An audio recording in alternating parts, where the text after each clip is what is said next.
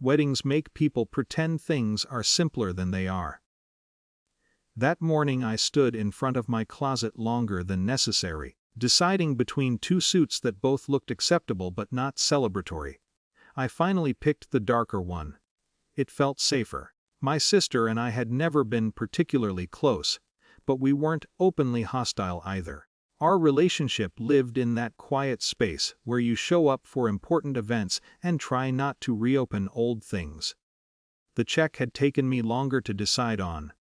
$5,000 felt excessive at first, but weddings have a strange way of reframing money. I told myself it wasn't just a gift. It was a gesture.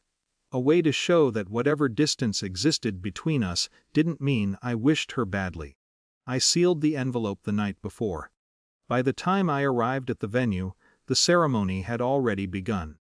Guests were filtering through the garden paths toward the reception building while staff moved equipment and trays of glasses between tents.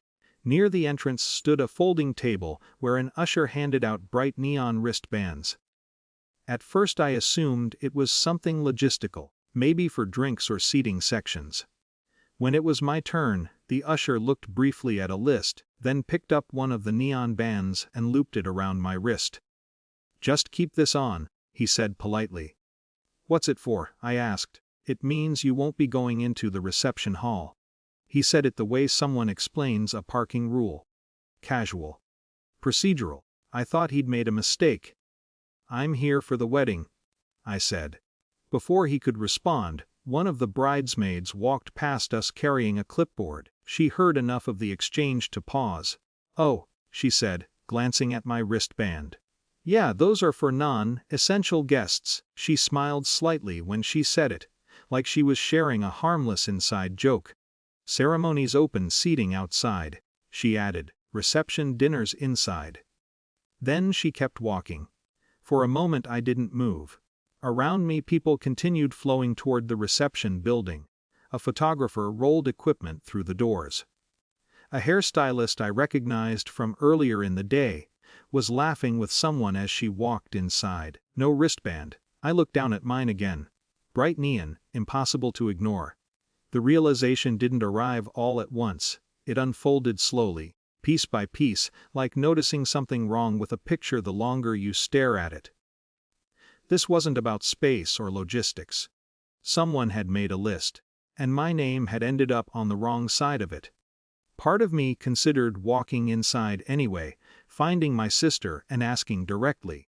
But I could already imagine how that would look, me interrupting the flow of her wedding day. Asking why I wasn't included.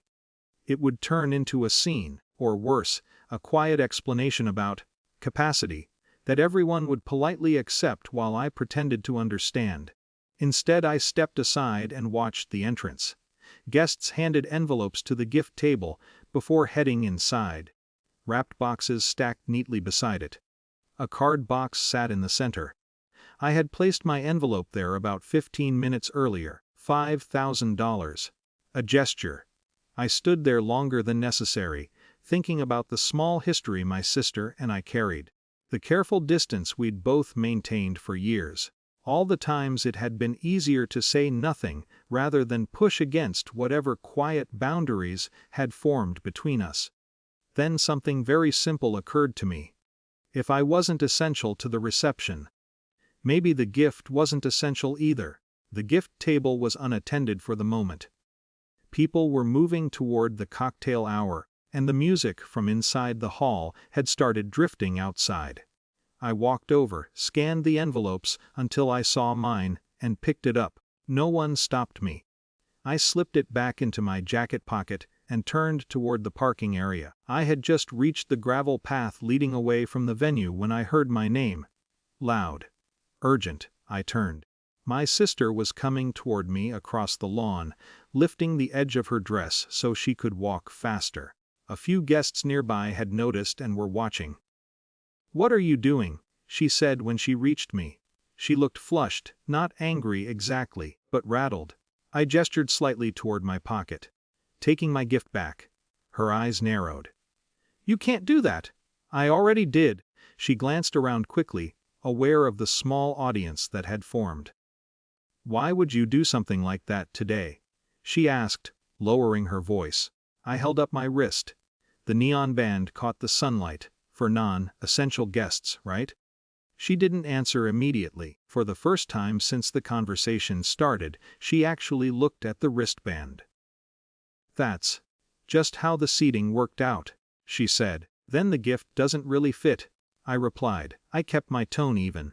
Not angry, just factual. I figured it made more sense this way. She stared at me, trying to decide whether to argue or drop it.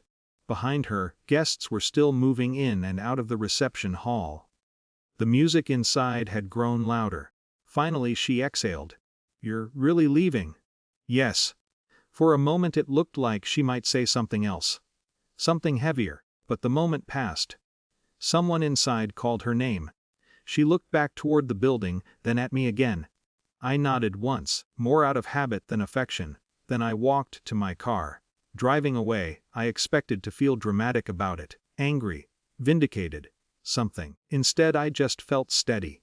Sometimes relationships don't break in a single moment. They slowly rearrange themselves until one small decision finally makes the shape of things clear.